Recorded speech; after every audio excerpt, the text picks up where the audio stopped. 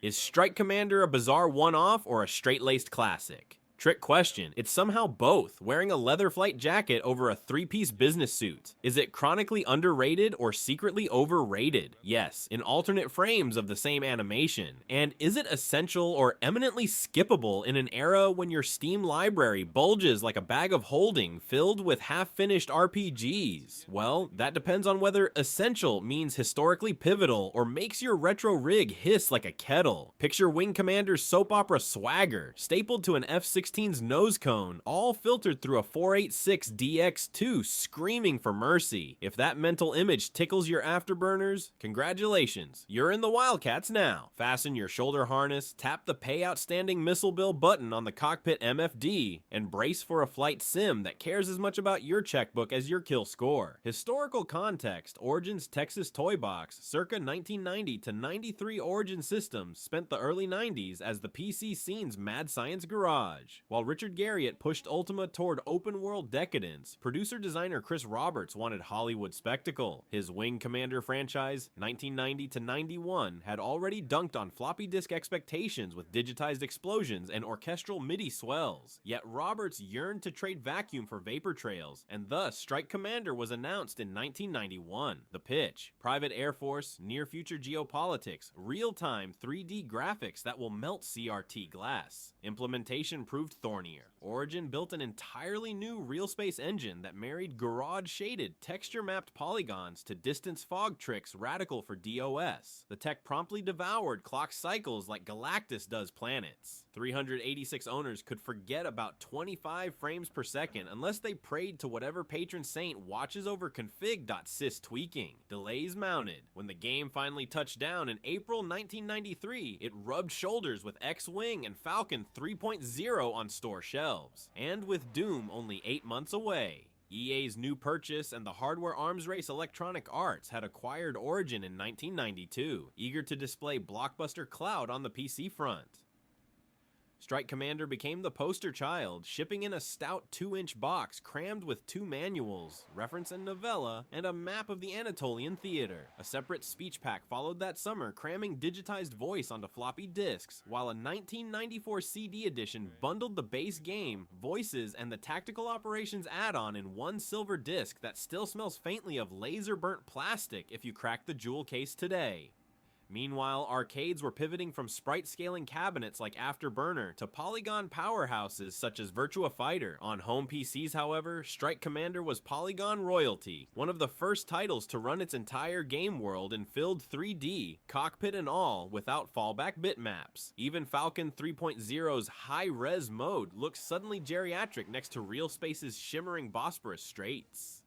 A personal memory, and a toasty CPU, I met Strike inside a Creative Labs 4-pack. A bargain bundle sneaked into my high school IT lab for benchmarking. The lab's poor 486DX33 instantly turned into a desk-side space heater, and the librarian kept asking why the exhaust fan sounded like a leaf blower. Nobody benched anything that week except our grades, but we did memorize NATO missile acronyms, so educational, mechanics, the narrative runway, or welcome to Istanbul 2011, year 2011.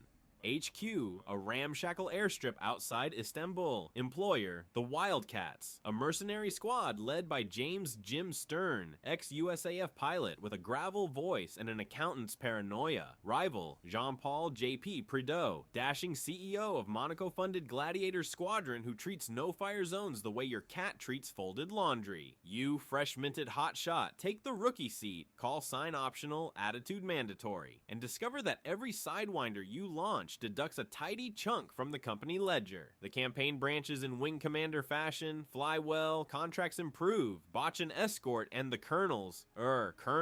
No, strike that. The clients dock your pay and may bolt to Prideaux's showroom. Fail hard enough and Stern pawns equipment to keep fuel in the tanks. It's the first great profit and loss sim gimmick on PC, predating XCOM's console funding anxiety by a year, and beating farming sim money sinks by decades. Flight model, half Falcon, half Afterburner, all swagger. Startup procedures are trimmed, flip battery, hit J to spin the single General Electric F110 engine, taxi, and you're airborne. But the physics allow stalls, spins, and blackouts. The flight envelope feels generous. Call it SimLight. Fans of hardcore Falcon 3.0 might scoff, yet Strike's accessible stick feel lets dogfights unspool like movie choreography, not cockpit spreadsheets.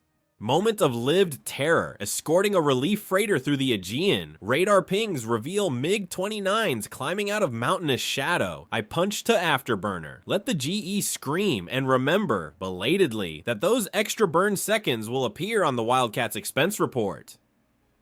Paycheck meet bonfire, all while Red Sam tracers arc like angry fireworks. Weapons include AIM-9 M Sidewinders, AIM-120 AMRAAMs, AGM-65 Mavericks, Mark 84 unguided bombs, and the 20mm M61 Vulcan. Every store's cost flashes on the loadout screen, a scolding nudge when you eye the priciest toys. And because this was 1993, the ledger screen plays an obnoxious ka-ching wav each time you overspend, a sound I've adopted as my modern email notification just to keep blood pressure authentic. Visuals and sound, Gura is my co-pilot. Terrain is bold, but not endless. Mountains are chunky wedges, yet real space bathes them in day-night cycles so convincing you'll swear the sunset is chewing through your VRAM. Cockpits sport reflective glass, a novelty in '93, and the retractable HUD looks like it wandered straight out of Terminator 2. Audio fares equally well. Roland MT 32 owners enjoyed lush soundtracks, while Sound Blaster users got throaty engines and speech that, though crunchy, gave characters enough verve to sell melodrama. Special shout out to the Wildcats Barracks theme, a jittery FM synth jam that skitters like caffeine-laced Morse code. Secret stuff, minus Vaporware Strike does hide cheat toggles. Type Origin during flight for debug readouts or zap to invincibility. But those rumors about bunny ear F-16s? Chalk them up to BBS campfire tales that aged like warm milk. The real Easter egg is a tongue-in-cheek credits room accessible from the main menu. Pick test, then credits, and watch portraits of developers morph into comic caricatures before the screen signs off with Origin's infamous mantra, "We create worlds." Legacy and influence. The Real Space family tree. Real Space didn't retire after Strike. It powered Origin's Pacific Strike, 1994, and Wings of Glory, 1995. Both leaned further toward historical authenticity, but each carried Strike's visual DNA, same triangle guts, fresh period skins. In turn, these games nudged players toward the mid-90s renaissance of 3D flight, priming the pump for Jane's Combat Sims and Dynamix's Red Baron 2, genre purgatory and cult status.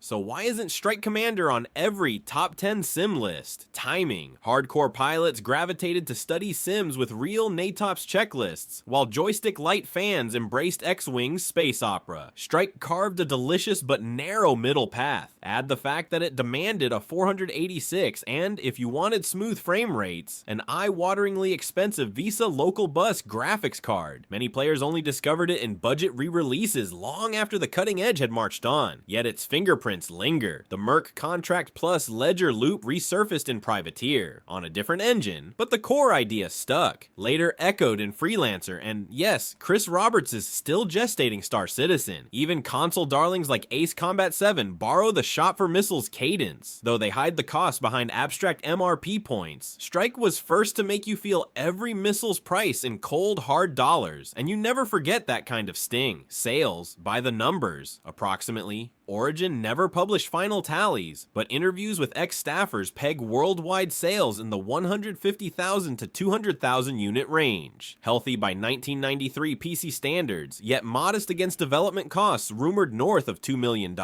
Internally, pulling a strike became shorthand for spectacle that barely recoups. But bean counters be darned. The game's cult following endured, spawning fan patches that coax 4K out of DOSBox and even a community project that exports real space assets into modern OpenGL wrappers. Closing paragraph plus score Strike Commander is that charming rogue who outspends his credit limit on the first date, hands you a rose pilfered from the table centerpiece, and still gets a second date because charisma alone. Its flight model splits the sweet difference between Falcon fidelity and afterburner bravado. Its tech once set CPUs ablaze. Its money matters conceit remains refreshingly ruthless. Sure, wingmen occasionally forget which end of the radar points forward, and DOSBox unorthodox juggling can induce migraine, but when that sun-drenched Bosporus sparkles under your canopy, and the ka-ching, ledger ping reminds you that victory isn't free, you'll swear you smell kerosene. Final score, 8.0 out of 10, 2 points docked for costly hardware hangups and errant AI, 8 awarded for ambition, atmosphere, and that satisfying thud of a maverick finding its mark. Strike Commander doesn't just let you fly, it hands you the bill afterward, smiles, and says, worth every penny, wasn't it?